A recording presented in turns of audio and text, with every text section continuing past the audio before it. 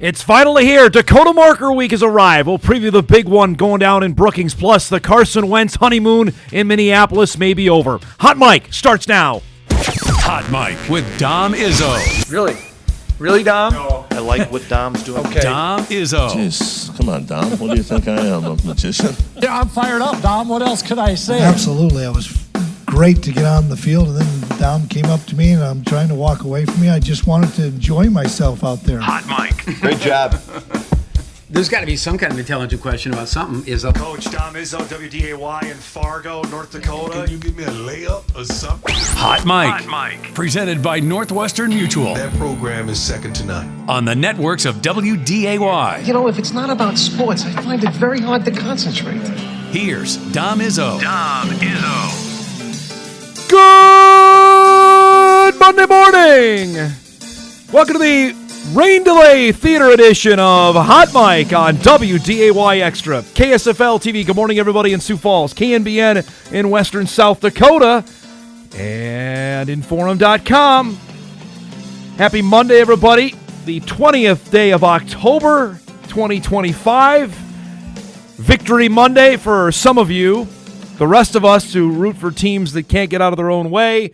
It's just Monday. Welcome to the show, everybody. Hope you had a dynamite weekend. Back in the saddle after a trip to the Hoosier State that took a little bit longer than we expected, but back after a bizarre Saturday, weird, wet, wild, a couple other adjectives I probably can't say on the air that we went through in Terre Haute. Granted, the Bison football team won its game over Indiana State in convincing fashion. That wasn't surprising. How they got there was another set of circumstances, which we'll get to coming up later on in the show this morning. Lot to unpack. Again, we're at that time now where later or tomorrow we got all 4 professional sports happening at the same time.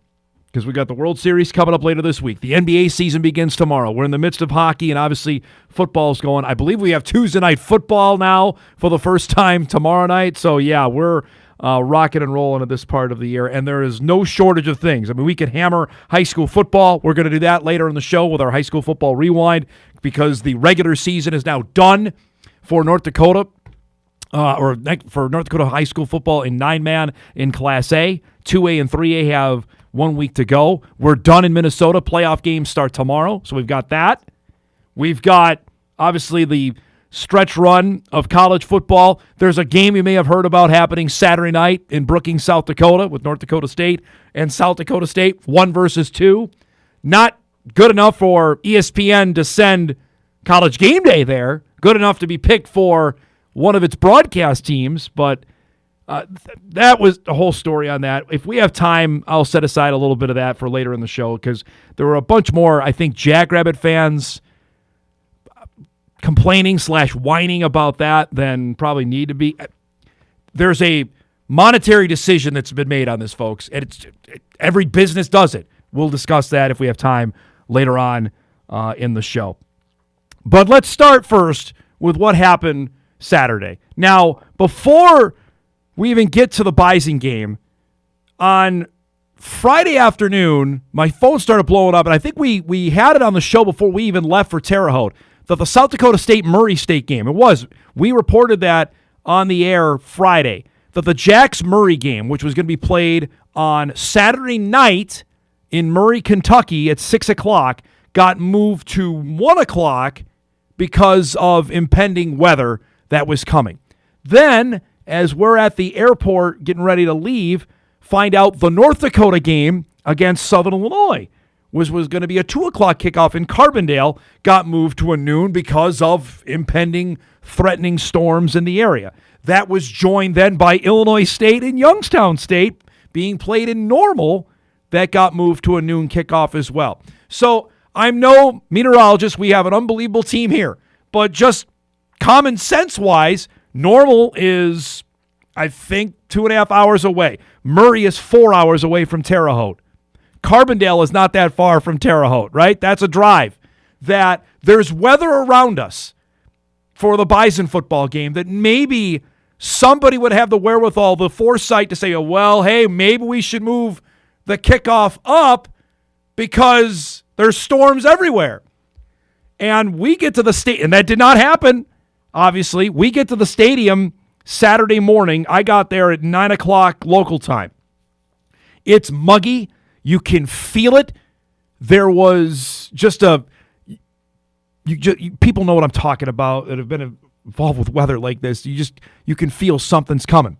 And as the first half played out, Sam had a great report on this, that on the sideline, that people are checking their apps to see what's coming. And what came right at halftime, bam! I saw the equipment guys run out as we're getting ready to come back to do highlights of the first half. And then it came. And it came hard for, I'd say, at least an hour stretch. We had constant thunder, lightning, downpour, time lapse that our production crew gave us, so we came back on the air. There was puddling on the field. If we could drop the super guys when you have a second, because you can see the puddling that was going on the actual field. It did not drain well for a bit because it couldn't stop raining for at least an hour. And granted, the game, once it resumed, you can see the puddling here. This is the time lapse we did. Look at that. Right on the 30-yard line on each side. I mean, there's standing water out there that finally did drain after it dissipated at around, I don't know, about 3:45 Central Time, 4:45. So as we're sitting up there, and Kyle Grooms was there, who we've had on the show, the chief operating officer of the conference, which, granted, I don't know how much sway he had, but apparently from what he said on our broadcast, that there was no equivocation about restarting the game.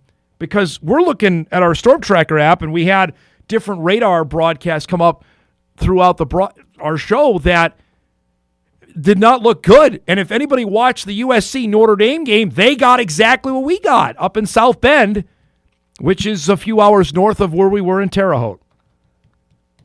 It was range of emotions there, because I'm talking with Kyle Emanuel. I'm looking at this game. I don't think they're going to restart it. After being in there for 90 minutes, it just didn't seem like they were going to go out and play football again. And then, lo and behold, as we're sitting there at, I don't know, it's now, they were going to reconvene at 4:30 Eastern Time, 3:30 Central, on what we're going to do with the football game. And the meeting came and went, and then, I don't know, 15 minutes later, I see the Bison specialists come racing out of the locker room. I saw Eli Ozick and Aaron Bickerton make a beeline out on the field. And before you know it, then the rest of the Bison came out. Their Indiana State guys coming out without their pads on. They were back, and before you know it, 10 minutes later, they're warming up, and then 10 minutes after that, we're playing football. It was the most bizarre set of circumstances to recount and watch as it unfolded. Literally, as the third quarter began, and we'll get more into this with Kolpack in our second hour, there were still guys coming out of the locker room for Indiana State. The game had restarted, and Indiana State players I can watch are still trickling out on the field. It all, to me, and this is what we do on Mondays, right? Monday morning quarterbacking. This could have been averted. We could have started that game even an hour earlier. I think we would have been fine. We would have been into the fourth quarter if we started that game at noon Eastern, 11 a.m. Central. If you wanted to get crazy and start at 11 a.m. Eastern and 10 Central, right? I mean, it's not out of the realm of possibility. People play at 11 o'clock all over the country. That we would have been fine.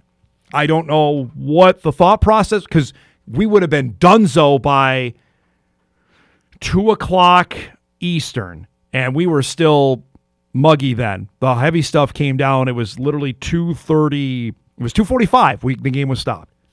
So just wild ill on Saturday. But the Bison ended up winning convincingly, and now it's on to South Dakota State. We'll get more on that coming up later on in the show, including for the third straight game, the Bison fell behind, slow out of the gates, which obviously portends not great news with who's coming up on the schedule on Saturday. That's coming up later on in the show. Okay, now to what went down yesterday at U.S. Bank Stadium with the Vikings back on their home soil after 2 weeks abroad, then a bye week. Been a long time since they played a game at U.S. Bank Stadium. Still no J.J. McCarthy. It was Carson Wentz starting again for the Minnesota Vikings. And after a couple of games, the Bengals game, great. Steelers game, okay. Browns, fourth quarter was good. This might be the end of the so-called honeymoon with the former Bison star because yesterday was not great. Neither was the Viking defense. I mean, when Jalen Hurts can point and say, go get it, and go score a touchdown, not ideal. And the Eagles, mind you, had come and lost 2 in a row. A.J. Brown from 37 yards makes it 7 rip. This is the Wentz that we've seen over the end of his stretch in Philly, Indianapolis, and Washington. Gets hit when he throws. That's a touchdown return for Jalen Hunt, 42 yards. It's 14-3. You see, he got blown up there. You cannot throw the ball in that instance. It's a 14-3 score early in the second. Carson rolls out of the pocket, and this one, again, what are you doing? You can't make that throw either. That's when he's gotten in the most trouble when he's been a professional, trying to make something happen and winging it. Eagles didn't get anything out of that. Here they finally get something happening with Justin Jefferson down the sideline. Scampers there for 40 yards. Then later in the drive, here hits the touchdown to Jordan Addison, but wait a minute. Watch Blake Brandel, the center, gets called there for a holding. Brandel, by the way, who's played really well since moving to center, take the touchdown at the board. Vikes have to settle for a field goal. It's 14-9 in the third. Another bomb from Hurts to Devontae Smith for the touchdown. Once again, the Vikes secondary getting torched. 79 yards. It's 21-9 in favor of Philadelphia. Same score late in the third quarter. Direct snap to Jordan Mason. Tries to dive in. Take a look here. They say he barely gets in for the touchdown. Vikes had a field goal, so it's 21-19. Look at Hurts just dancing around, throwing down the field to A.J. Brown. These two, by the way, had not been on the same page all season until yesterday. They got well. Brown again for a touchdown, his second of the game. It's 28-19, Philly in the fourth quarter. So Wentz needs a comeback here. Carson starts using his legs. We haven't seen this since his second year in the league. He went down hard there. You see him grabbing his right shoulder. Not ideal. And his left shoulder was in pain earlier. Now, here's the play that everyone's going to talk about today. On the roll, hits T.J. Hawkinson. It's ruled a touchdown. They review it because the ball bobbled there. They wave it off, so the Vikes have to get a field goal. Now they need a stop. Instead, they somehow let A.J. Brown get loose again. What happened to the Vikes secondary? It had been okay. That deep ball sealed it. Eagles were able to run out the clock. And Philadelphia goes into Minneapolis and gets a win. 28-22, the final score. The Eagles snap their 2-game losing skid. The Vikings lose for the second time at home this season. Remember, Atlanta came in and won the Sunday night game. Vikes are now 3-3. Look at Jalen Hurts' numbers. 19 of 23, 326 yards, 3 touchdowns. Wentz goes for 313. He throws the 2 picks. Not good yesterday for Carson. Jordan, man, they had numerous times to run the football. Afterwards, a frustrated Kevin O'Connell talked with the media. Did not do enough to put the ball in the end zone offensively with our multiple trips down to the red zone. Pretty explosive, kind of competitive day moving the ball. But we've got to find. We basically, had a better day on third down. Third, fourth down, 50%. Gave ourselves a chance for points, but we weren't able to overcome kind of the fact that they win the turnover battle 2-0. We did that 2 weeks ago, and I told our team that is rare and not a formula.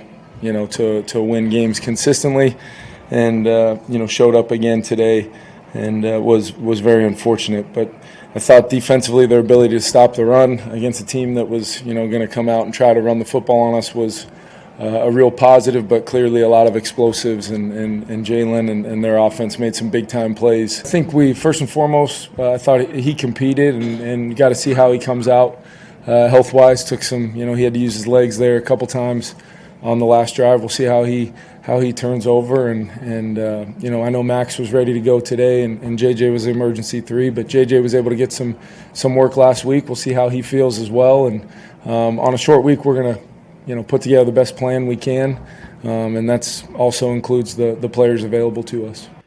All right, so that was the last thing he was talking about Carson Wentz there at the end, and clearly that's going to be the question now moving forward. As you see the rest of the division yesterday, the Bears beat the Saints. Lions play tonight as they'll take on Tampa. Packers won, thriller against Arizona. So right now Minnesota sits in last in the NFC North after 7 weeks of this NFL season.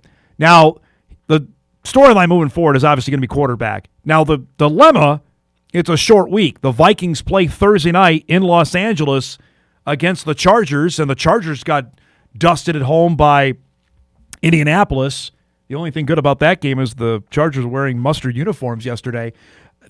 If the honeymoon isn't over, it's certainly you understand full well the limitations with what you have with Carson Wentz. If it wasn't readily apparent after the Steelers game, which I thought it would be, or even the Browns game, it came crystal clear against a pretty good team that Philadelphia is that won this. They're not what they were last year, but they're still pretty darn good.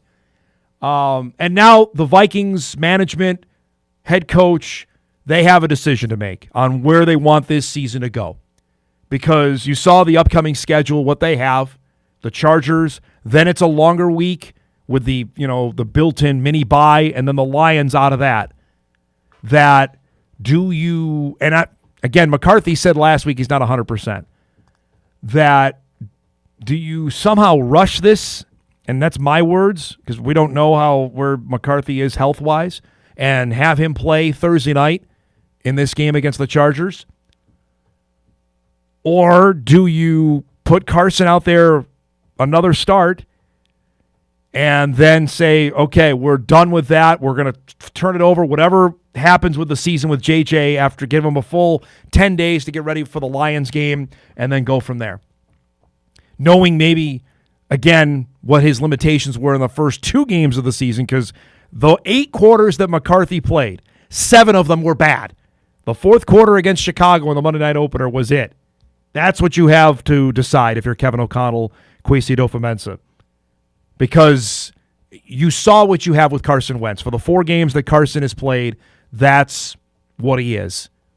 That they're going to be mixing where he can make some throws. Sometimes he's going to try to do too much, like he did that one play, the interception down the side. I don't know what he's doing there. The one also where he gets hit in the pick 6, he's got to eat that. I know he didn't see the guy coming, but you just can't do that. That's how he got benched in Philly. That's how he lost his job in Washington. That's how he became where he's at now, frankly. So decision time is coming. They don't even practice, honestly, this week, folks. When they go and play on Thursday night, they'll have a walkthrough, but to actually go and change quarterbacks from a Monday or a Sunday game to a Thursday game, if you guys know more than I do, maybe that's happened more than I can think of, but that would be stunning if they would decide to do that. But it ain't good right now. And decision time is whether we're going to ride it out with Carson until JJ's fully healthy, or we're going to turn it over to McCarthy now and take our chances and our lumps the rest of the way. You got 11 games to go in an NFC North that is not as overwhelmingly dominant as it was last year between Green Bay, Minnesota, and the Vikings. And the Bears are certainly better this year. Real quick, you see the rest of the scores around from yesterday. That Giants-Broncos game was crazy. Broncos scored 33 points in the 4th quarter and ended up winning the football game yesterday. All right, last thing before we got to set up our show. There was baseball happening. I know many of you have checked out on baseball a couple months ago since the Twins aren't very good, but the Rube I was watching last night because the NFL game didn't do anything for me. You had the Blue Jays facing the Mariners last night in Toronto, Game 6. The Mariners had won Game 5 on Friday to finally stem the tide after Toronto had won Games 3 and 4 to get back into it. So Seattle was a win away from a first trip to the World Series in franchise history. the Blue Jays decided to extend this thing for one more night. Sky Dome was rocking. Isaac Kiner-Falefa. Why can't the Twins find players like him? I think he was a Twin for like 2 days for the trade. He drives in a run here. Eugenio Suarez bobbled it. Cal Raleigh at the plate. Bases are loaded for the Mariners in the third, but grounds into a 4-6-3 double play. Blue Jays playing some defense, playing with their crowd. Addison Barger at the plate, bottom of the third. Hammered off Logan Gilbert. That's a 2-run homer to right. Blue Jays are having fun. Makes it a 4-0 Toronto lead at that point. They weren't done because Vlad's got to show up, who's been amazing this postseason. This is a laser beam out to left field. Solo home run makes it 5-0 Blue Jays at that point. Crowd was in a fever pitch. Then 384 foot. That's his 6th home run of the playoffs. Weren't done here. How about a little small ball here? Raleigh had a tough night. He struck out 3 times, made an error. Guerrero comes in to score. Blue Jays win it. 6-2 is the final. To force a Game 7, which is coming up tonight. Trey Savage was great. 5 2/3, struck out 7. I think it was his 6th career start for the rookie. In a game the Blue Jays had to have. And they win it. So we'll have Game 7 tonight in Toronto. Shane Bieber, George Kirby are the starters. It's an everything game. The Mariners just did this. They went 15 innings in a Game 5. I got to imagine if anytime Bieber gets in trouble, Max Scherzer's going to pitch tonight. It's going to be fabulous. Game 7 coming up tonight in the baseball postseason. We got our usual cast of characters here at our busy Monday show. Our guest lineup is brought to you by Northwestern Mutual. Coming up in just a few minutes, we'll do our best of the weekend. We do that each and every Monday at 9:20. At 9:35, Sam Herder will join us to unpack what we saw this weekend out of the FCS and look ahead to not just the Bison Jacks game. Montana Sac State on Friday night. Should be a lot of fun. We'll preview that and a bunch more coming up with Sam at 9:35. At 10 o'clock, Jeff Kolpack will be here. Recap. From what he said, that was the first time he's ever endured a weather delay in his 30-plus years of covering Bison football. We'll chat about that and, of course, look ahead to the Bison and the Jackrabbits. And at 10:35, we've got our high school football rewind as well as we put a bow on the regular season in Class A and 9-man. The brackets are set there. And also crown a champ in the EDC as Davies won it on Friday night with its win over Horace. That and a heck of a lot more here on a busy Monday morning. We're just getting started. We come back, we'll salute our best of the weekend, including a couple of dominant performances from a pair of local stars. That's coming up when Hot Mike returns right after this.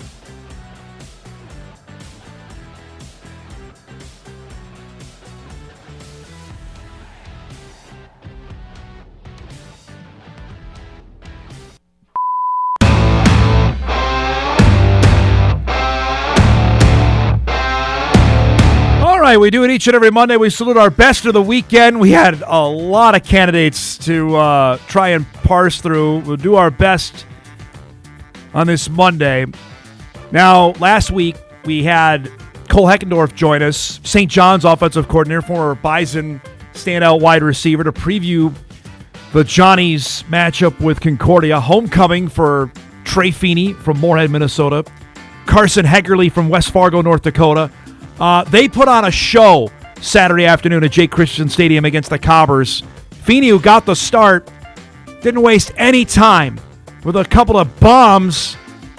That one to Heggerly that got the game started for the Johnnies.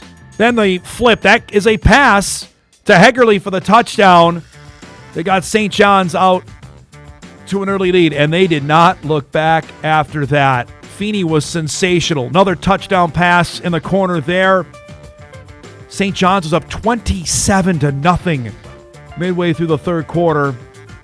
Wasn't done. Added another one there. That's his third of the game. Against a Cobber defense that was left shaking their heads. His fourth there. He goes for 374 yards and 4 touchdowns as Concordia blown out by St. John's. What a homecoming for Trey Feeney. St. John's wins it 41-6. You know, we talked plenty about Trey over the last, obviously, handful of years with his career starting at UND. It didn't pan out the way he wanted.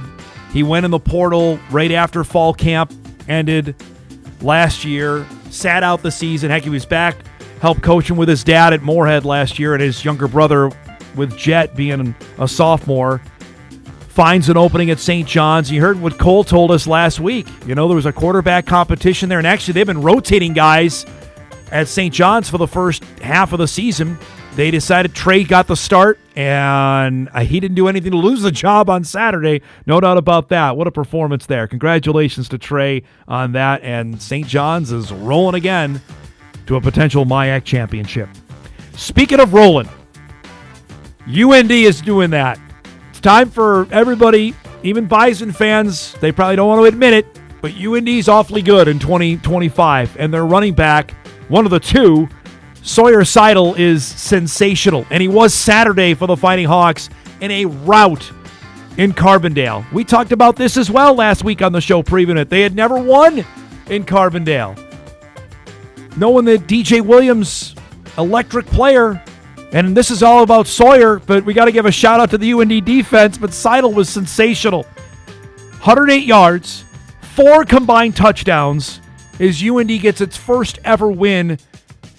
Again, they were up 28-rip in this game as we were following it during the rain delay in our game in Terre Haute. Like, UND is pounding SIU as they got to 3-0 in league play. And again, reminder here, they are, 2-3 plays away from being 6-0.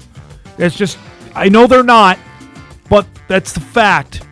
Kansas State needed a last-second drive to win the game in week 1.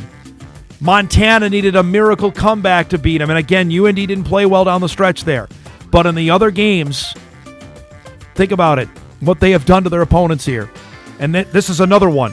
They handled Youngstown State, got a big lead there. They handled Southern Illinois on the road. They handled they got up 35-rip at Northern Iowa. And I know Northern Iowa is what they are. But this is for real, folks. So I know everyone's looking to this game this weekend, and they should. The marker game is 1 versus 2. But that game looming November the 8th when the Bison go to Grand Forks, and then November the 22nd when the Jackrabbits come there, who knows? What could that be for? UND is right in the mix here for a conference championship. We have to say it. It's week 9 of the season. You can't put your head in the sand on that. Congrats to them.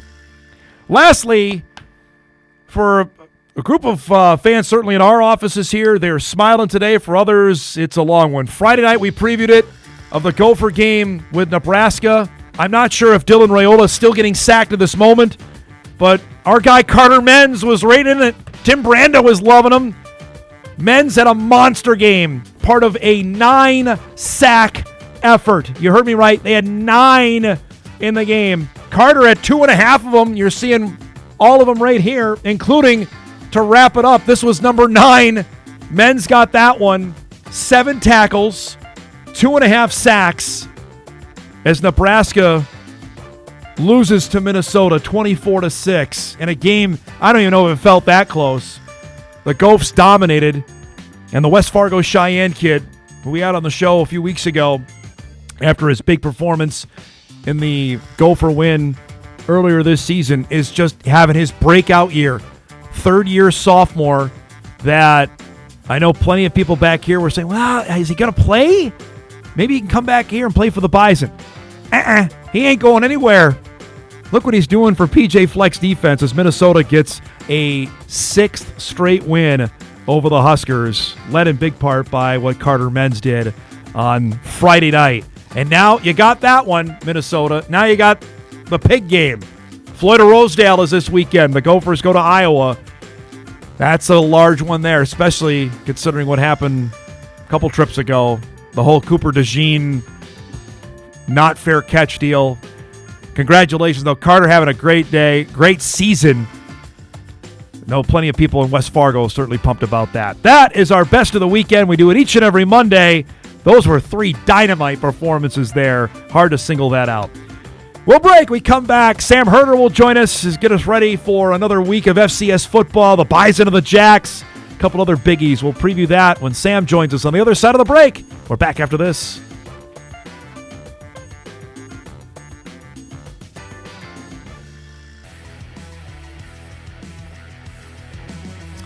Welcome back, everybody, on a Monday morning edition of Hot Mic.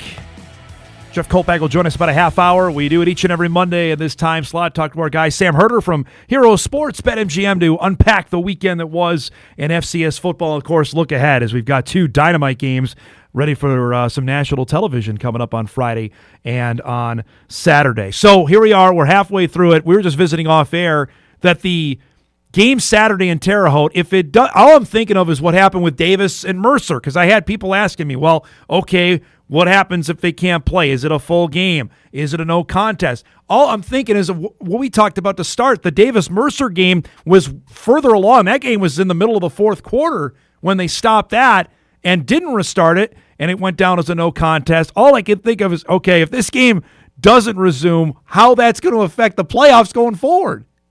Yeah, I was talking to some people about that if that game got called off, and that would have been one less D1 win for NDSU. And even if the Bison went 11-0, probably wouldn't have mattered. But like you were saying off air, like you don't want to put yourself in that scenario of having a game get called off. And SFA and Tennessee Tech were also in this situation where they had a long weather delays, and both of those teams are ranked and they have a non-D1 win as well. So that could have been, doubly worse. And it was kind of funny. SFA's head coach, he took a video of the stands after they resumed play, which was after midnight. And SFA's coach took a shot at Sam Houston and said, even after our weather delay, we still have more fans than you guys, just because that's a rivalry for those two. That was kind of a funny tweet from him. All I'm thinking of is what happened last year. South Dakota's game with Portland State got banged there because of whooping cough or whatever it was, and they couldn't play the football game. And I know that cost USD, much like South Dakota State playing a non-D1 cost them. That just the wheels are turning in my head. Like this, if this game doesn't happen, what shakes out down the road if the Bison are 11-0, Tarleton's 12-0? Do they leap? Something crazy like that could have happened. Yeah, it probably is something like that could happen with UC Davis or Mercer. Yep. Having that game canceled, and then your number of I think strength of schedule and ranked wins and wins over teams in the playoff discussion, those are all probably the most important. But number of D1 wins does come into play, and so Montana, Tennessee Tech, SFA, Southern Illinois, I believe those are the 4 teams off the top of my head that all have non-D1 wins, and those potentially could come back to bite them if their resumes are on par with someone else's, but that other team has one more D1 win. That could be the difference between kind of where you're situated. All right, let's give some love here because I don't know if we've done it enough on this program. University of North Dakota is rolling here, Sam. They go into Carbondale. They get up 28 rip in that game. That Sawyer Seidel was great. They dominated. They're sitting now literally 3 or 4 plays away. They should be 6-0. I know they're not, but they could very well be at this moment. They're in prime position knowing full well they have NDSU and SDSU coming to the Alaris at the end of the season. Yeah, they've been in my top 10 for a handful of weeks now, even though when they were in my top 10, they didn't necessarily have any great wins. It was more of just, the eye test and, should have beaten Montana, should have beaten Kansas State, but those are still losses. But now with back-to-back ranked wins over Youngstown State, which was rather decisive, and then Southern Illinois on the road, again, even more decisive than the 20-point victory or whatever it was, because it was 28-0 at halftime. And so, they're rolling right now. They have a good-looking resume, 5-2 overall, 5-1 versus the FCS with those 2 ranked wins I just mentioned, and they're playing much better defensively than what I anticipated, and I was really high on their offensive line coming into this year and their running back room, which have both played really, really well. Gavin Zebarth did go down with a shoulder injury, I believe, so we'll see what his status is there. He's a really good back for them, but with the passing attack as well, so they're playing really complimentary football, and they were just running it down SIU's throats, and they probably could have passed the ball 5 times and still won that game. And so that was we talked about it. If they go to SIU and they get that win, that's when I think other people, not just us, but other people look at UND and be like, okay, this is for sure a top 10 team. I bumped them up. Actually, I did. I know Montana State didn't play, and frankly, a bye shouldn't hurt you. But I moved them up to 5. I had them at or 4. I mean, they were at 6 in my poll. I moved them up a couple spots. What they did, how they did it, that's worthy of at least in my mind, that was worthy of moving them up. Yeah, I kept UND at 6. I've had them there for a week or 2 weeks now. It was like Tarleton State blew out West Georgia. They did. Tarleton State is getting healthy. They got their standout quarterback back. They got Cassius Kearns, standout defensive back. He's back. Trey Page, who's probably a top 3 candidate for the Walter Payton Award, really good running back for Tarleton. He also came back, and they dismantled West Georgia, who was ranked in the coaches poll. So I don't know if I could really drop Tarleton State back. Montana State. I really like how Montana State is playing. I know they had a bye, but these last few games they've looked really good. Can't bump UND ahead of Montana because of the head-to-head, so you're not going to jump them over NDSU or SDSU just yet. I kept them at 6, but it's a good-looking top 6 right now. I'd say right there, and knowing full well, I mean, we're all looking ahead to this weekend's game, but that game both those games in November could have way more impact than this one does, which I never would have thought that. Yeah, I mean, especially with it being at the Alara Center, and I think we can put to bed like UND is a totally different team at home than on the road because we've seen them play super well on the road. But you still look at them at the Alara Center and how loud that place can get and how great of a home field advantage it can get, especially when you have a rivalry come to town. And so those are 2 huge games for UND. They get them at home. I could definitely see them splitting those games. I don't know who's going to get the win, who's going to get the loss as far as North Dakota State, South Dakota State. But I mean, that's going to be really tough to go to UND and get wins there. So those should be 2 really, really good games later on this year. All right, let's talk Tarleton here because that was the big uproar. I know from the Montanas, at least from the Montana fan bases, both of them, that they were not thrilled that Tarleton was ranked ahead of them in the FCS playoff rankings. Clearly, the committee valued the FBS win over Army, Sam, but you mentioned it. They're getting healthy. They got to who's going to beat them in that league? They're going to run the table, I think. They're going to be 12-0. Yeah, that's probably most likely. They will be 12-0. The UAC is super competitive. It is. And road trips to Eastern Kentucky, road trip to Abilene Christian, who's ranked. Then they host Austin P, who's ranked right now. And so, there's still some challenges ahead, a couple of ranked opponents. But with how they're playing right now and how they rolled West Georgia had their starting quarterback back as well. So it's not like they were, handicapped at all as far as West Georgia and their offensive play. So, they're looking really good. And, if they do go 12-0, they're going to have 3 ranked wins. Their FBS win is not just any FBS win because Army is, I think, ranked. If Army was in the FCS, they'd be ranked in the top 5 right now, according to Sagrin. So that's just not any FBS win. It's a quality one. And Tarleton's strength of schedule, projected year end, is in the 20s. It's actually 1 spot ahead of Montana's projected strength of schedule. It's 3 or 4 spots behind NDSU's. And so it's not like this is a 12-0 FCS team with the number 88 strength of schedule. Right. They're going to be 26, 27, which is pretty respectable. So, they're going to be in the mix for that top 2 seed. All right, let's talk here of the game Friday night. The Grizz are going to play at Sac State, and I don't want to even get to what the Sac State president said. You can find it online. He's just fodder for Twitter to get people's attention. I'm done with him and that university. But how much, if Sac State is able to beat Montana, how much of that hurt the Grizz resume, knowing full well that Sac State hasn't panned out like anybody thought they were going to be any good? Yeah, Sac State hasn't really impressed, especially they lost to Cal Poly. Then this last weekend they needed a comeback to beat Northern Colorado, and I mean UNC is much more respectable now than what they were last year. But still, if you want to be a ranked opponent, you probably they did get the win, and so at the end of the day they did get a win. They had 20,000 plus at their homecoming game this last weekend, and with it being a Friday night game on ESPN2, you would expect Sacramento State to draw another good crowd as well. They're holding post-game concerts as well, so that they're kind of making it an attraction, for that city, for people to come to their games. And we'll see. I still think you favor Montana here, but it's going to be a hostile environment. It'll be a tough place to get a win. And if the Grizz do lose, you probably put Sac State into the top 25 somewhere. Montana falls back, but how far do they fall back? At that point, maybe you move the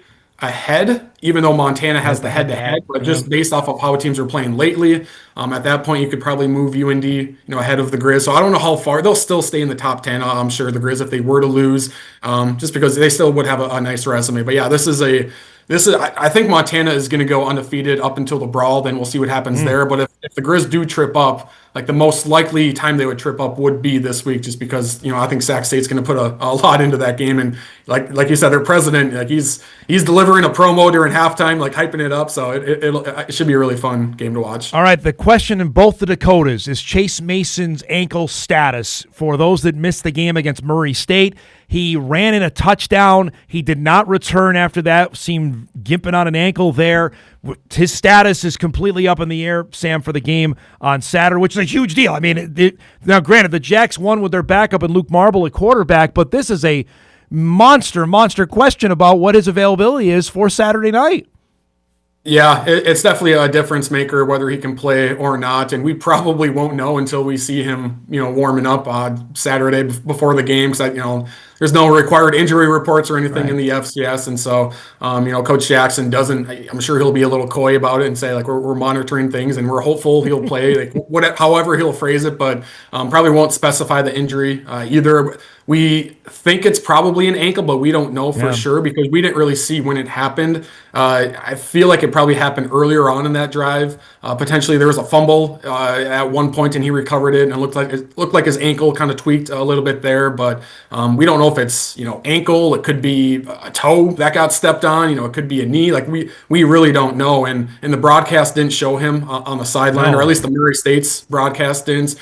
So I don't know if he had ice on or wrap on crutches or anything like that, but they did say that the broadcast said that Chase Mason was still in uniform, had his helmet on, he was walking around the sidelines, and the commentator, one of them said like to his eye it seems like it's precautionary, that like he could have gone back into that game if they really wanted him to. So I would guess that he's going to play. How full health he'll be, we'll see, but that is a difference maker, because I don't know if I necessarily trust South Dakota State's run game this weekend, especially against NDSU's interior defensive line. Now, Jackson Dutenheffer, I mean, first off, great to see him looked healthy, coming back to the game, but that's probably a pretty quick turnaround for him to play this weekend, but we'll see. But still don't necessarily trust South Dakota State's run game, and so they're going to have to throw the ball around, and if that's not going to be Chase Mason, like putting a redshirt freshman in there against NDSU might not be good news. So I would guess he's going to play for Chase Mason. I would guess he could have played this last week and came back in, but they held him out. And it's interesting too, because before last year's Dakota Marker game, the talk was about Cam Miller. Yes. And he played through it the previous week, but didn't look super healthy doing it. And so it's kind of a full circle, I guess, a little bit. Yep. I thought the same thing about that, seeing Chase's deal. All right, we mentioned that. Let's give us a couple other spotlight games we got going on. I don't think there's anything bigger than what's happening Saturday night in Brookings, but there's a couple other good ones going on this weekend.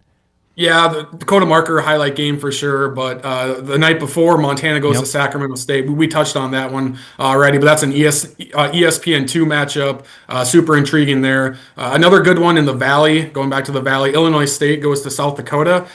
Should be a ranked matchup. Illinois State is kind of, I thought they looked pretty good against NDSU, but they don't really have any wins that jump off the page, and they recently just lost to Youngstown State, which is an upset. And, South Dakota keeps on winning. Ever since, losing to NDSU, but the Yotes, don't really have a great performance. Like Indiana State, Northern Iowa kind of eked out wins there. So this is a massive opportunity for the Yotes. Then to the UAC, Tarleton State goes to Eastern Kentucky. EKU just lost this last weekend, so some of their momentum has been zapped, but they play super well at home. I want to say that Eastern Kentucky has a pretty decent home winning streak right now, like 7-8 games. I might be wrong there. So it's a tough place to play. Another really good test for Tarleton State. It's not going to be a win that jumps off their playoff resume or anything like that, because it won't be a ranked win. But I still think it's a good test for Eastern Kentucky, and I think style points matter. So if they continue to have blowout wins, that's going to stick out for the playoff committee. Well, I'm glad you brought up USD before we go, because I've had Coyote fans asking me. We were actually debating this during our interminable delay we had on Saturday. If they're 5-3, like they ran the table against Murray, Northern Iowa, Indiana State. I don't think they look great on any of those games. They still have UND coming to Vermilion, and then they have the Jackrabbits coming to Vermilion as well. I don't think they're a play. Kyle Emanuel said this, and I agree with him. He doesn't think they're a playoff team. What do you change your mind on them yet? Now that they're 5-3, and who they beaten? Not necessarily just yet. And I said even after the NDSU loss, which was ugly, I said the Yotes are probably going to win their next 3, which they have: Yep. Murray State, Indiana State, Northern Iowa. But the final 4 games are all against ranked opponents: Yeah. Illinois State, UND, South Dakota State, then Southern Illinois. And so we won't fully know, until these games start to happen. And USD probably needs to go 3-1 down the stretch, or they for sure have to go 3-1 down the stretch, because then they would finish 8-4, would probably be in then. But if they lose 2 more times, they were probably done. So. And I don't know. I mean, they're probably not going to beat UND or South Dakota State. Like, they get both at home, so that they would have to spring an upset there. But they have to handle business this weekend. And they would have to handle business at Southern Illinois in the regular season finale. Then they would have to split in that 2-week stretch hosting UND and South Dakota State. They would have to split those. I don't see that. Yeah. Yeah, it's defensively, I think they're playing well, but offensively, they're still they're going to try to win games 21-17, 21-14, because their offense just doesn't have it this year. And I don't know if that style is going to work against UND or South Dakota State. Great stuff as always. Am I going to see you Saturday night? Are you making it to Brookings? Yep, Awesome. I'll be there. So looking forward to that. Great, man. Thanks for the time as always. Appreciate it. We'll talk to you later. Okay. All right, sounds good. Thank you. Sam Herder joins us each and every Monday at 9:35. You know it's a big deal if he's going to be there in person. He'll be there for the Bison and the Jacks. We'll wrap up our first hour. We come back. Jeff Kolpack around the bed. Big second hour. Back on Hot Mic on WDAY Extra right after this.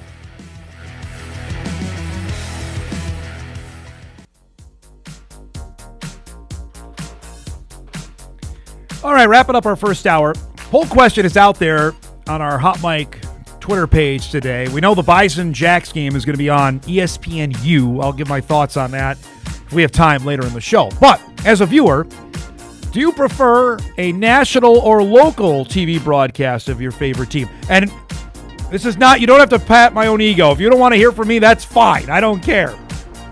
Vote for it now. National, local, or you listen to the radio, or it doesn't matter. We'll have results on that before the show is done. We come back. Jeff Kolpack on the other side of the bend to get us ready for Bison Jacks week and the slow starts that have happened for the last 3 weeks. We're going to chat about that when hour 2 of Hot Mic begins after this. This is Hot Mic. Hot Mic on the networks of WDAY. Here's Dom Izzo. It's that time. An author. Offensive production, number 1. Number 2. I forgot. Golfer. It'd be like going on a 3-person best shot, and we were saying, Kolpack, you got to make a 25-footer every time. You wouldn't putt first. I'd have Tim putt first. And one heck of a TV personality. This game is for the Cooper Cup. It's the Forum's Jeff Kolpack. 4! I should have yelled 2. All right, here he is, folks. Our appearances with Jeff are brought to us by Northwestern Mutual. What is this? Oh, for goodness sake. You know what? You know how many people care about this? Me? You. That is it. I can tell you that right now there, buddy boy. What do you need to know from me? I need to know where you're at in the pickup standings. What about that? I don't know, but... Oh, we're happy for 38-7. You know actually how many times I've pegged actually... that game You know how many to the times I've minute. actually done this? I've never told you? At No. least 4 or 5. Yeah. Have I said anything about it? I have my own freaking show. So what do you need to know from me? From the brilliance. I got a lot of things I can ask you about that. Congratulations on getting that Thank right. you. Way to go. Because for a while, I didn't think we were going to have a game actually to I chat about. am Nostradamus sometimes. Well, if you're Nostradamus, could you told anybody the weather was coming? Yes, I would have started the game at 11. What are we doing? Yeah. I said that to start the show. Like, we saw everybody around us.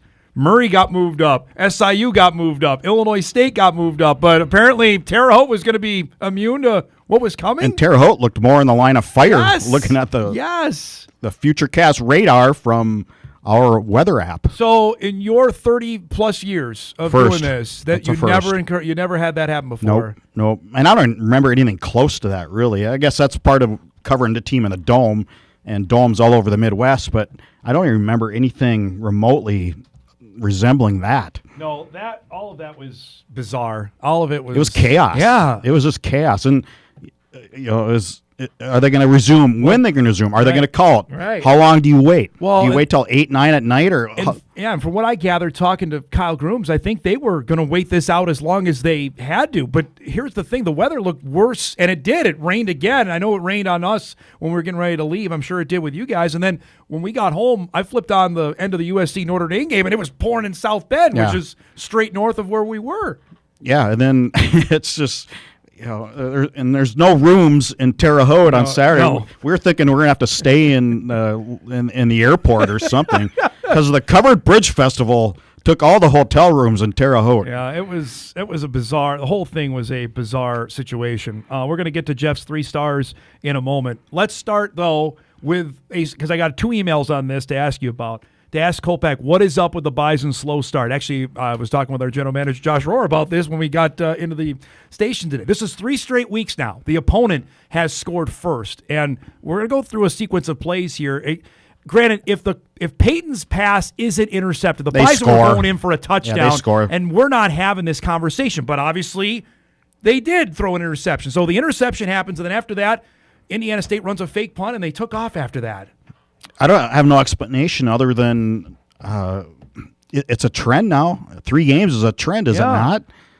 But as the head coach, I don't want to say scolded me, but he a little word of warning that, hey, we're still leading at halftime. He did say that in the post-game press conference. So here's the sequence. Same with Illinois State. So they start with an interception. Obviously, Cole gets picked off. Yep. Then after that, they run the fake punt. That goes for 20 yards, and you had to. And there's penalties. There's a couple defensive penalties. Indiana State was going to do something like that, right? That they were going to run something that was going to upset the apple cart and put NDSU out of position there. Then after that, they have the big play to their wide receiver. They end up scoring the touchdown, and after that, and then there were 3 sequences that the Bison had in the second quarter because that was the first time the Bison got shut out in a quarter since the first game of the season. You go back, the 3rd down call where Barica gets stopped, and he's short of the first down. And then the 4th down, then Cole goes for it. And actually, I think as our replay, I don't know if you saw it, he looked like he got it, and they got a terrible spot on it. I couldn't tell. Yeah, and after that, then they have the delay of game after Indiana State jumps offside. I couldn't figure it out. Yeah, it just wasn't smooth at all. I mean, I guess my best explanation to that, Dom, is go back to my pick, Eric. Go back to my pick. We don't care about your pick. No. Well, you want to know my explanation? No, I want actual analysis. People are paying for you to be on here. They won the game. The analysis is you're playing in a dumpy stadium in front of nobody. I see. I'm not going to go there. They're better than that. These are 22-year-olds. You're playing in a dumpy stadium. You got South Dakota State next week. You got the Dakota Marker next week. You got this team that you should drill. Those factors matter, Dom. That mattered on the delay of game thing? I don't think so. You're mentally not sharp. Yes, it does. Why are you not mentally sharp? You're playing in a stadium with 300 people and there's no stands on one side. I think you're letting them off the hook. That's my opinion. I think that they. No, I said they're not mentally sharp. Okay. I said that. What was that? Let them off the hook? What would account for that then? Full well. They were talked about it. Polisic said they had a great week of practice all week. That part I just don't. Yeah, well, I guess you got to be a little more mature team. Maybe. I mean, because whatever happened when the Lightning and the Thunder came through, that was the team everybody was expected to see because right away, the start of the second half was a completely different story. Yeah, they came out. What did Tim say? They came out like youth football. Came out like he was coaching Little League again. Hey, let's go. Get out there. That's exactly what he said in the postgame. I think they were chanting, too, like softball players. Well, and you wrote about it, and he said it, who did say? Cole Payton did, that Marcus Williams got the Wordle championship going in there. Yep. I mean, because Kyle Emanuel and I were talking about during our rain delay theater broadcast of they got to feed them. You have to imagine that, which Kramer and Napoli got PB&Js for everybody. I don't know if there was some Uncrustable action going on in there, but I mean, you don't prepare for anything like that. That part to me, because going in at halftime, and we'll get to the Dutton Heifer situation here in a moment, because we got to talk about that too, because that happens. The first half happens. You're like, and this game may not restart. This is not a good scenario if the Bison are going to go into South Dakota State with that. And yeah, I guess I say the maturity thing in the first half, but a mature team comes out and plays well. Absolutely. And so they turned that table. They did. I just what happened in the first 30 minutes of that game, I can't wrap my mind around, because it's like they were playing with their food. That's the only kind of analogy I can come up with. They were not as sharp as but we saw that Illinois State. They came out. Obviously, the safety happened there. SIU, the Salukis came down the field. Granted, the Bison held them to a field goal, but that was a 10-10 game until the big fumble that Toby and Ennie recovered.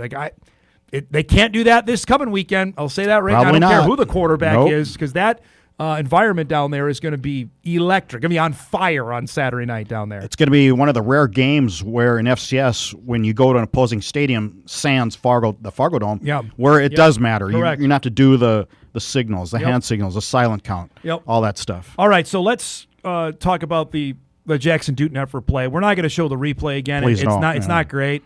The fact of the matter is, it was scary, and this was him being carted off here at this moment. And I know what Tim Polisic said to Sam right at halftime, that, or praying for him, just the tone of Polisic's voice made it ominous, Jeff. And just seeing this, everything was ominous Do we about have it. that? No, we don't have it on the show here this morning, but the tone of it was ominous around it, that going and just seeing this, that this is not a good situation. Yeah, ominous too. And it's the story you never want to do. No. I just sat there at halftime going, okay, what's next here? You just never want to do this kind of a story.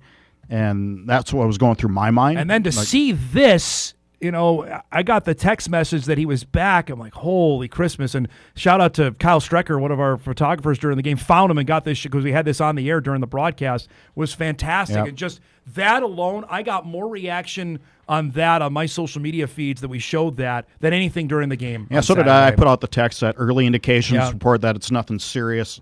In that, when I mean that, I mean like he can move, walk back. Correctamundo, like he was able to fly back. Yeah. That alone, I mean, you're right, because at that point, I think we talked during the lightning delay, like where is he going? Where is he transported to? How are we going to get a medical update on? That's all I'm thinking of as well, of trying to advance the story of like what's going on with him, and to see him back was amazing. Now, frankly, I don't even care if he plays again. Just the fact that he's standing and is doing okay, that's all that matters to me. Sounds like he will play this season, though, depending on how the results and more testing come out today. But after seeing that, where they had to remove the helmet and the face, like I've seen this too many times on professional games. To see it, in a game we're calling, that just kind of takes your breath away a little bit on that. You resort to professional mode. It's your job. That's our jobs now. Try to. That's the best you can. On that. You just instead of writing about football, you're writing about life. Yep, and exactly. Just like that. Exactly right. Exactly. I mentioned it. The guy got married a year and a half ago. Like he's ready for the next step of his life whenever football is done, and then this happens. It's just scary, scary deal. It's the only way I can say it. All right, you ready to do your 3 stars? Let's do it. So for those that are unfamiliar to Jeff's segment, we started doing this last week where Kolpack unveils his 3 stars of the game. Number 1 is a guy who changed the game to start off. Jalen Crumbie is your first star. It is, and as the play of the game, it was the first offensive play for Indiana State after the rain delay, after the long lightning delay. They go out back to pass. It was a cop that deflected it. He did. And it goes right in his arms, and that just switched it right there. One play. And sometimes one play is all you need for a star rating, because Peyton scores on the next play, and you felt like, okay, there's the onslaught's on now. You could just tell that. Watch this again for Jaquise Alexander. I think almost lateraled it there. If we had a it almost I just noticed looked like that Jaquise pushed the ball, and I said this during the broadcast to Crumbie. It was unbelievable. I really honestly Can you slow that down? I really think you watch again. Number 0 in there. See, he's got it and then tosses it. I didn't notice to that. Crumbie. I'm telling you, it was a heads up. We'll have to ask the head coach tomorrow. It was a fabulous play, but you're right. After that, it was definitely on. That made it 17-7, and it just energized the team. Second start? Cole Payton, just made plays on third down. That interception really wasn't. It was deflected pass. It was in traffic, but man, he's just so composed. Look at that, so composed back there. Like, oh, okay, I'll just get a first down here. That guy had an angle on him too, and he just kept making a man. He's just such a veteran presence there too, and it's not something we saw coming in because we hadn't seen it. But he's so fast, and he's so big, and he's so in command. Yes, I guess is the word. Yeah, and to me, and this we'll get into this next segment when we talk about next week's game. The Bison offense, no matter what you want to say about how they started the game, they still got to 38 points, Jeff. Nobody's held them under 30 yet in 2025. And that's 2 games where weather was a factor. Correct. The Citadel rain. This is the 3rd rain game, by the way. By the way, we had 0 rain games in the 20 years I've done Bison football. There's now 3. Now we've had 3 in one season. And so they've had to deal with a wet football for 3 parts of 3 games. Yeah. And then this was after the Crumby pick that Peyton was able to walk in. And again, like Jeff mentioned, the onslaught was on. Third star is a fellow Fargo South Bruin like yourself and one Reese Kessel. Well, I thought he's a third star in that he took another step in being a full-time guy and taking over that position and that role with Carson Williams out. Finn Diggins out. Yeah, the question was, can he do some of the run-blocking stuff? Can he be more of a full-time tight end rather than just a receiving tight end? By the way, indications are that he did. By the way, that play is in Bison football history, that rollout to the tight end. I wonder what that average is over history. It's got to be like a 13-yard. Yeah, a little inside info. Dan Larson told me, because I always ask, I used to bug Hedberg about this, hey, what's the first play going to be? And he said, we're going to roll out to Reese, and hopefully he catches the bleeping balls, what he told me, because he dropped it on Thursday. He caught it, and again, his reception total, 3 for 39. It's not dropping down his yardage per catch, Jeff, of what he did on Saturday. Yeah, and then I think it was more of the third star, too. I think it added to his confidence level of being a regular player, that he belongs out there. And now I think his NIL has gone up. I think he's getting more money now as we speak. That's where we're at. Yeah, he got put on scholarship to start the season, and now I think his NIL, I would think I'm not saying demand, is NIL worth. I would say for NDSU. I think demand is a good word for it too. I think that's in terms of what he could command. Is that maybe, Is that maybe a better? Not he demanding it, but what he could command his worth, for it. Yes, that's exactly right. And not knowing Carson Williams' status for this coming week, he missed the game. This is something that's been bugging him since fall camp because he missed the first 3 weeks. I want to say, talking about Carson of fall camp, and we know Diggins is going to be out for at least another month and a half.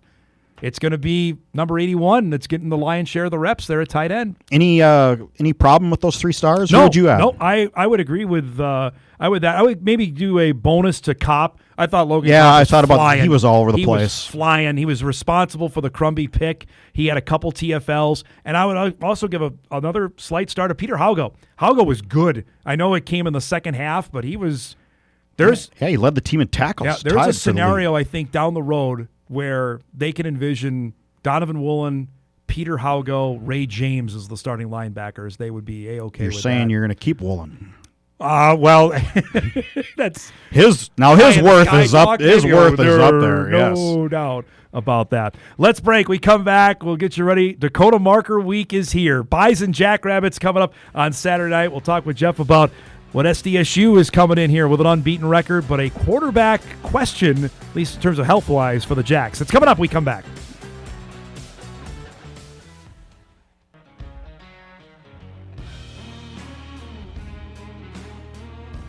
All right, welcome back, everybody.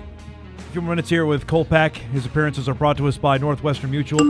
Got a bunch of emails coming in, Jeffrey, before we get to the Jackrabbits. Already the emails. Jeff, what's the exact score going to be on Saturday? You want to give it to us yet? No, I gotta formulate my brilliance. Karnak's going to wait on that. Guys, another stat that was eye-opening on Saturday was SDSU defense gave up 400 yards at Murray.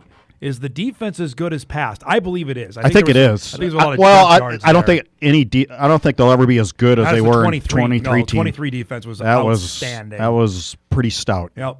After UND's win Saturday, I think they win either against NDSU or SDSU, hoping it's the Jacks. Again, Dom, you and Kyle did a great job with both the injury delay with Jackson and the rain delay. It was tough for us to watch at home. You guys were a calming presence during that time. Appreciate that. Another one, Dom, I'm with Jeff. This game was just like the SIU game last year before South Dakota State. Low energy against a bad team. Talking about the slow start there. And again, I just go back to these are human beings, kids, young men, not kids, they're young men. And it's just hard to get up for that. It just is. You fly to Indy and you have an hour bus ride. I get it. I just if you're those things matter, Dom. Yeah, I'm not discounting it. I'm just telling you though, if you're that good, you don't play around with your food like they did. That's just my 2 cents on that. I'm sure the head coach will text me soon enough. So we showed it with Sam's segment in the first hour. Chase Mason left the game in the first quarter against Murray State with an apparent ankle, lower body. Something. We could do a hockey term, a lower body injury. The camera is shot from Mars, so you're gonna impossible to tell. All you can tell is after he scores, there's no celebration here. I've look noticed at him. that. Yep. I mean, clearly there's a hitch in his giddy up as he's coming off the field. I don't know what it is, but there's clearly something was amiss. He looks a little not happy. Right. There was something amiss with him as he came off the field. Again, as you watch it, sorry, Eric, if we could play it again, as you watch it, as he goes into the end zone, normally you'd have some sort of celebration. There's nothing of that, which indicates he knows something is wrong. I mean, I'm going to play amateur TV doctor, but he gets in, they just hand the ball to the referee and off the field. Dan ASAP. Jackson's Zoom press conference is tomorrow at 11 or 11:30, I believe. Obviously, we'll ask him. Somebody will ask him. And obviously, he's not going to say anything. Of course not.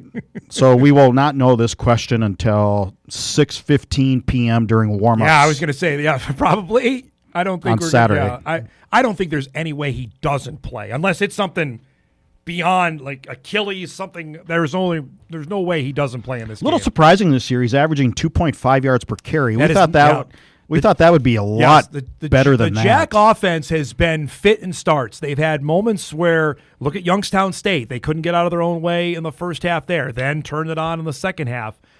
Same thing happened with Northern Iowa. They messed around in that game for a little bit before they got going. That's not been as electric as they were hoping for. I don't think you can discount, to me, and this may sound callous, the passing away, the sudden tragedy of Nate White, who's going to be their guy, that happened in August, July. I mean, I don't know how you overcome that, honestly. Lawfridge has been pretty good. The transfer has been from really Fordham, good. Yep. But he's been their only guy. Right. Correct. That's at the running back spot. That's to me. But they're at home. They have a good defense. And I think they have the best win of the FCS season. They won at Montana State. That win against the Cats in overtime. Granted, it was not pretty, but they got it. That's the best win out there in 2025 in my mind. I don't know what else would be. I mean, Tarleton over Army. Yeah, I would say just even FCS over FCS. I don't think there's really a close second right now. UND's win over SIU on the road is going to be up there in terms of what they did. They just destroyed them. Yes, but if he's not 100%, that's something for the.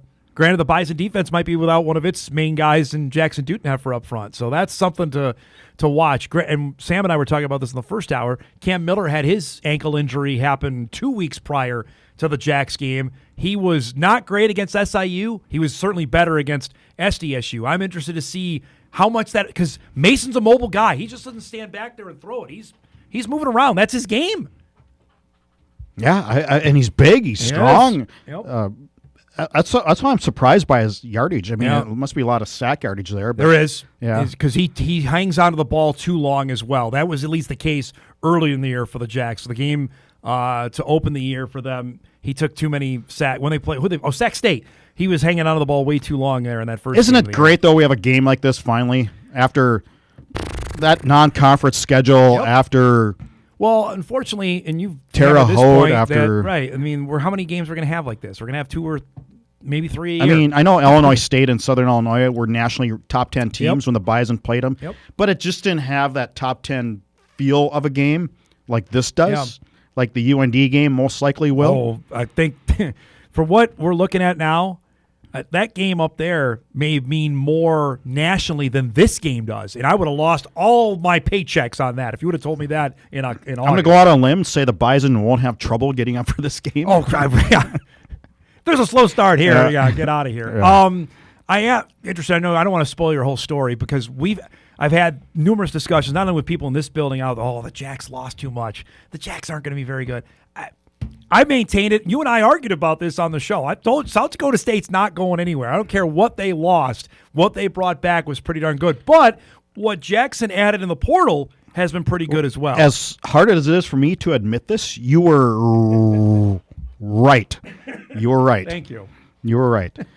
Really remarkable how they've withstood those losses. They have. And come out 7-0 and looking pretty good and really having some decent wins this year. You got Washington State's depth chart there in front of you. I mean, how many Jacks are starting for Jimmy Rogers in Wazoo right now? I want to say 9. Yeah.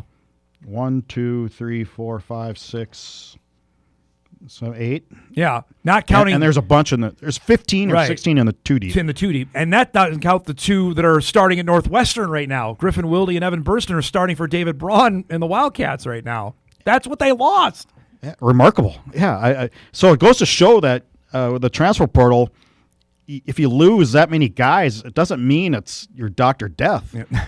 Correct. It's really correct, Amundo. It's an amazing story because it's unprecedented. Yep. No team has ever lost that.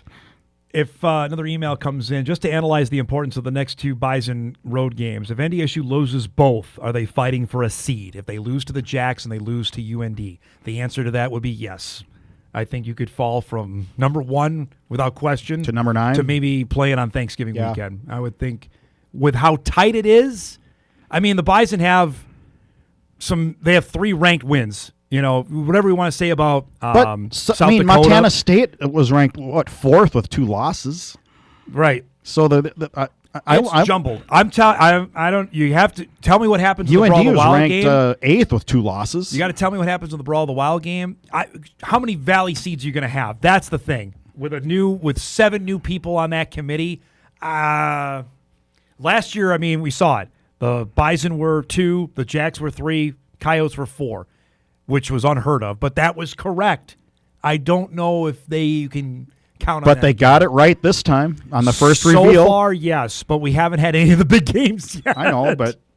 And to your point, but if you're going to take Montana State's strength of schedule, then you have to take, if NDSU loses those 2, you can't take one and not the other. Well, UND has 2 quality losses, they would tell you. You know? Well, so at NDSU would have 2 quality losses. Yeah, on the road. It would be an interesting discussion if we got to that point. I don't think they would be. I still think they would host. 10-2, you'd say they would be a top 8 seed. Yep. Whether they lose to the Jacks and UND. Interesting. I got to know what happens. That's in the why other that games. Indiana State. That's why you needed them to play that game. Right? You needed to play that game. It could not go down that way. I am interested because in the time we got to go here, but in the time we'll maybe save this more for the Wednesday BMZ show. The times I've gone down there, Bison crowd huge in 11, huge in 13, huge in 15, 17. When it's Dana J. Dykehouse open, it started to turn. To me, there were more Jack fans there. Certainly in 19 when game day was there. 21 and 23, same thing. How many Bison fans are going to be able to get a ticket? I think the problem is it's a night game. Just driving down there at night, and then if you're not staying there to come back, it's a late night. It's a long day. Big difference between a 2 p.m. start and a 7 p.m. start. If you're from this area and you want to drive and go see the game, you could leave at 9 a.m. Go to the tailgate for a little bit. Go to the game, and then you're back on the road by 5:36. Right. This time, the game ends at 10. You're probably home at 1-ish, 12:30, depending how fast you drive. Get through Summit without any issue. It's going to be a late night on that. But looking forward to it. It's going to be a dynamite atmosphere. It's one of those games, like you mentioned. Yeah. It's here. It's trying to go. And frankly, now the game 2 weeks from now in Grand Forks is going to feel. This is why we do what we do, and it's not about Terre Haute. It's about this. Oh man, yeah. Well, the Saratoga could have got a heck of a lot more business if we had to stay again on Saturday night. Let's just say that, because that would not have been a good scenario. Great stuff as always, man. We'll see you later today for the video blog. Jeff Kolpack joins us each and every Monday at 10 o'clock. His appearances are brought to us by Northwestern Mutual. We come back, a look back at what happened this weekend in high school football as we are closing in on the postseason in both states. That's back after this.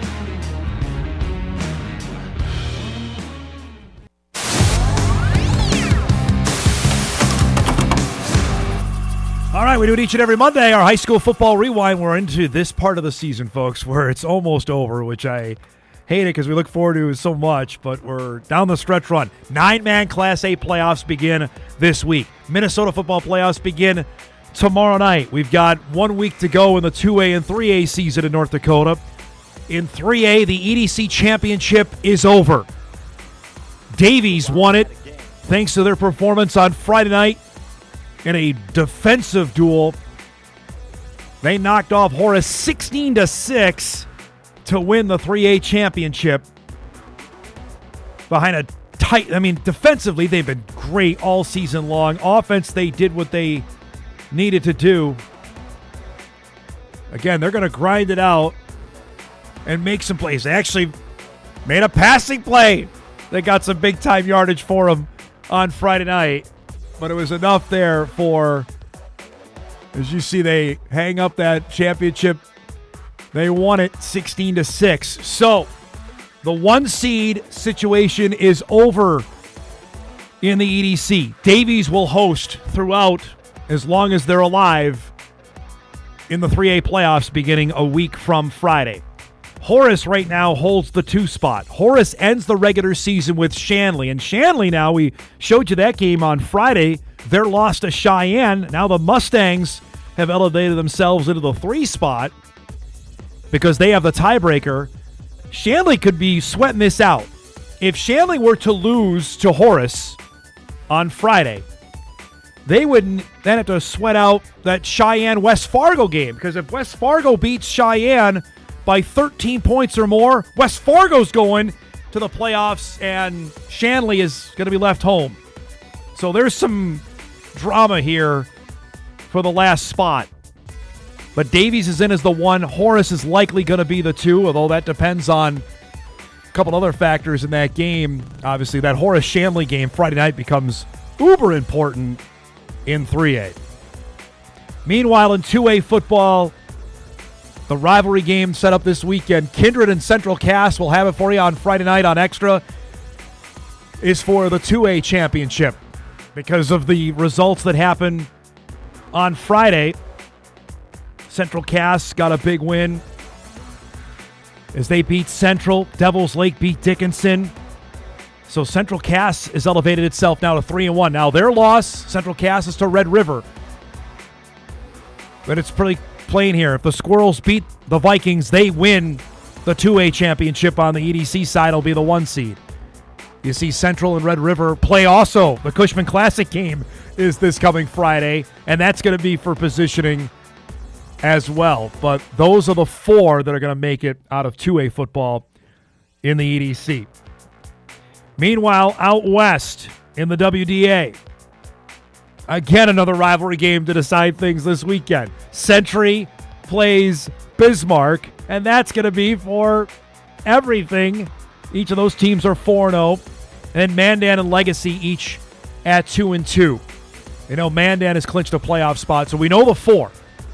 Century, High, Legacy, and Mandan are going to the tournament. Just a matter of who's seated where will be determined on Friday. I mean, think about the games I just mentioned, right? Horace facing Shanley, pretty good. A lot on the line there. Kindred Central Cass, always good. A lot on the line there. Century playing Bismarck, a ton on the line there and always good. I mean, come on. That's Friday. What we got going on. Meanwhile, in 2A, Minot North has already clinched the number 1 seed there.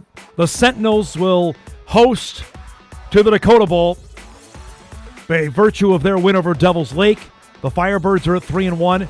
And then St. Mary's and Watford City currently hold the 3 and the 4 spots, with Dickinson and Jamestown at the bottom there to wrap up the standings. And again, the games this weekend, everybody playing on Friday. St. Mary's goes to Jamestown. Minot North faces Dickinson. And Devils Lake goes to Watford City. So that's where we're at. Real briefly here before we get a couple other topics in before we wrap up the show. The brackets in 9-man in Class A came out on Saturday. 9-man, we're aiming for a repeat for the Dakota Bowl Championship. New Rockford Cheyenne is the number 1 seed. Lemoore Litchfield Marion is the 2. Stop me if you heard that before. They played in the championship last year and are set up here. The 3 seed is Linton HMB. Alexander got the 4. First round of the 9-man playoffs begin on Saturday. Meanwhile, in Class A, stop me if you heard this before, Langdon Area Munich is number 1. Josh Gravachka's team, we talked with Josh. Week 1, week 2 was early. Handle the regular season. They have Northern Cass. The 2 seed is Killdeer. Keep your eye on the Cowboys of what the kind of year that they have had this year. Their only loss was to a Montana school. After that, they beat everybody in their region. So they're the 2. The 3 seed, Ellendale Edgeley Cullum. Nice year for the Thunder. They're setting up. That could be a potential semifinal. And the 4 is the reigning champs. Velva You could have a Velva Langdon semifinal if everything goes chalk in the first couple rounds, which sign me up for that game already. Velva, I don't care where they're seated. That would be a dynamite semifinal if that were come to pass. So that is the bracket scenario in 9-man in Class A. Again, they begin the postseason this Saturday as we start the road to the Dome with the Dakota Bowl now just 3 weeks away. So it is fastly approaching. Also, as I mentioned, we'll have Minnesota section football starting tomorrow with the typical blowout. It irritates me to no end. I appreciate that all the Minnesota teams get to play playoff football, but these games that happen on Tuesday are never close. And again, in an area and at a time where we're preaching safety, they're going to have kids, and they are kids, play 3 games in 10 days. They're going to play Tuesday night, then you're going to play Saturday afternoon, and then come back and play next Friday or Thursday for the section championship. It's been that way, and people say, well, Don, that's the way we've always done it, which is the lamest excuse or reason I ever hear. You can do it you can have 4 teams go out of the section, and those are the 4 most worthy. Do it that way, and we're not playing 3 games in 10 days. That's just my 2 cents on that. All right. We didn't include this in Best of the Weekend because it didn't include a local flavor to it, but after what happened Friday night in L.A., it requires us to talk about it because the baseball nut that I am. What Shohei Ohtani did Friday, again, gets lost in the shuffle now with all the football that happened the last 2 days. But frankly, folks, this was the greatest performance in baseball history. You can say any hyperbolic thing these days on sports talk, either TV or radio, but this is accurate. The man was a one-man team on Friday. He started the game on the mound. He struck out 10 guys. He must have heard my dad talking smack about him during his segment. And then followed up, you saw he hit 1 home run to start the game. This one, he hits out of the stadium. Even Mary Hart was impressed behind home plate. He hit it out of the stadium. Freddie Freeman you got the Surrender Cobra look going on. What else do you want to say about him? And I know there are people that don't follow baseball that are thinking, wait a minute, you're telling me this guy is better than Babe Ruth. This guy's better than Henry Aaron. This guy's better than Willie Mays. I'm here to tell you, yes. And I love the game. I've studied the history of the game. I know the history of the game. This guy is the best that's ever been because he's doing it against the best players that have ever been out there to have been produced. And then he had, for good measure, by the way, he had another one. He had 3 home runs in the game, and he struck out 10 batters. What are we doing? Alien is the best way to describe him. And they're going to play in the World Series starting later this week, either against Toronto or Seattle, as we've got Game 7 tonight in that. But I know we're such a football-heavy time now, and especially people around here don't care about baseball. Well, the Twins are irrelevant, that they're going to hire Nick Punto as manager or whatever they're doing. But just as a sportscaster, as a guy who hosts a show, I feel obligated to let people know this guy is out there, and even if there are only 4 or 5 baseball games left this season, or how many there are, 7 or 8 max counting tonight, to set aside some time and watch this. He didn't pitch in the World Series last year, right? This thing is going to happen in the World Series. He's going to pitch, and he's going to hit in the same game, right? That hasn't happened since the 60s. So just sit back, appreciate that, because what happened Friday, I was watching the game, and this isn't rubbing in my guy Eric because I know he's salty on his Brewers, and I don't blame him of what went down, and what Dave Roberts said after the game isn't going to help anybody. We'll save that for later in the week as we get closer to the series starting. But just that alone, as a sports fan, you can sit back and go, my Lord, what are we witnessing? Again, that second one, when he's impressing his contemporaries, when his fellow peers have no words for what they're saying, then we have to listen to them. Trust your eyes has been my slogan for this entire football season. I'm trusting my eye. He hit it out of the stadium. Okay? And he struck out 10 to go with it. He's just superhuman, and it's amazing to watch. And it's going to be dynamite to watch in the World Series starting later this week. All right, we'll take our final break. We come back. We'll wrap things up. We got a great Sports Monday. We got a couple of football games tonight. And I mentioned there's a rather large baseball game as well. We'll get you ready for that and a couple of their emails as well. So we wrap up the big show right after this.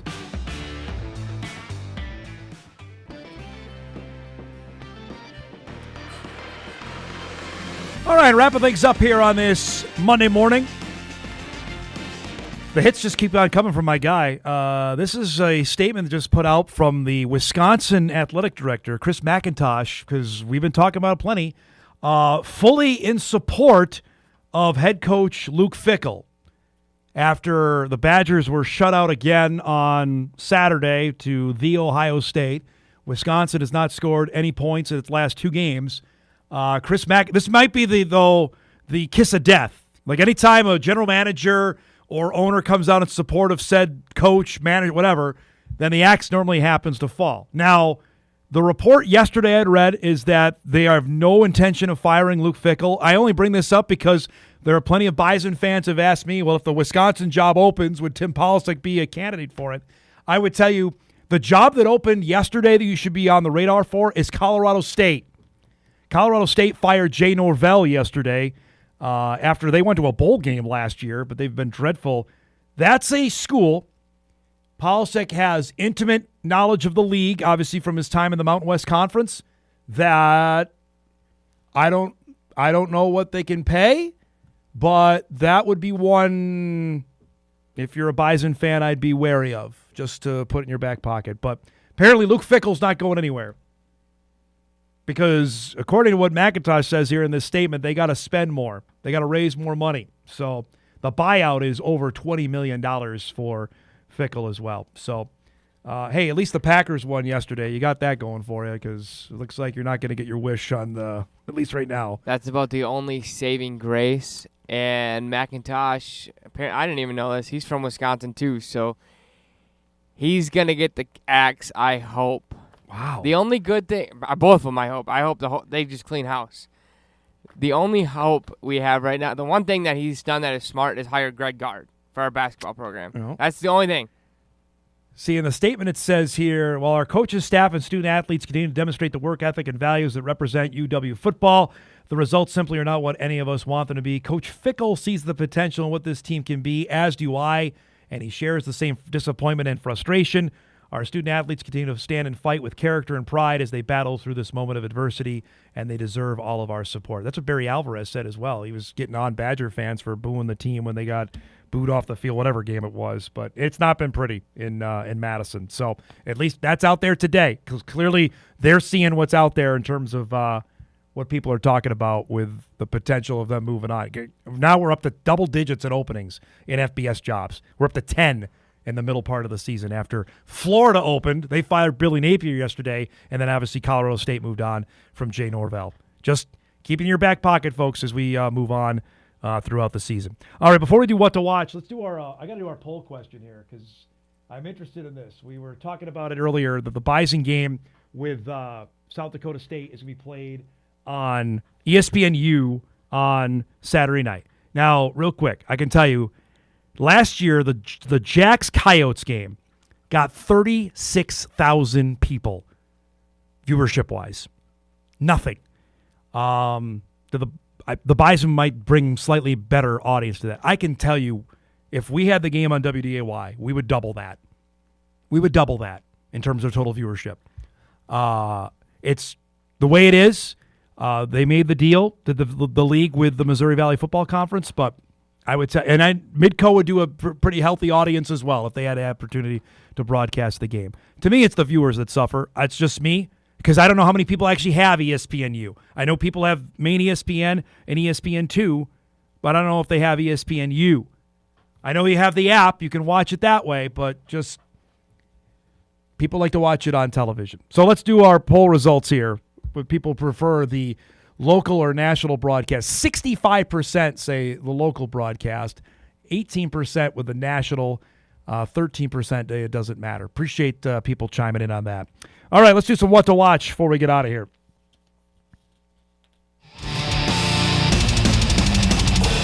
What to Watch is brought to us by Northwestern Mutual. Okay, we've got Game 7 tonight. Mariners and the Blue Jays. Winner goes to the World Series and face the Dodgers. That's 7 o'clock. That's on Big Fox tonight as well. Bucks and the Lions on WDAY, 6 o'clock, because we got a doubleheader of Monday Night Football, followed by the Texans and the Seahawks. What a night for Seattle. We got the Mariners and the Seahawks both playing. That's at 9 o'clock on ESPN. Our thanks to Sam Herder and Jeff Kolpack. If you missed any of the show, you can podcast it later today at Inforum.com. You can watch a full replay on WDAY+. Have a great Monday, everybody. Thanks for starting your week with us. We'll see you back here tomorrow.